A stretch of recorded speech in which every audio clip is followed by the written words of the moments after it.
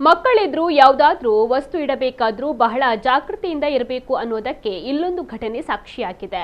ಇಲ್ಲೊಂದು ಮಗು ಮನೆಯ ಹೊಸಿಲಿನಲ್ಲಿ ಪೂಜೆಗಿರಿಸಿದ್ದ ದಾಸವಾಳದ ಹೂವನ್ನು ತಿಂದು ದಾರುಣವಾಗಿ ಸಾವನ್ನಪ್ಪಿರುವ ಘಟನೆ ಮೈಸೂರಿನಲ್ಲಿ ನಡೆದಿದೆ.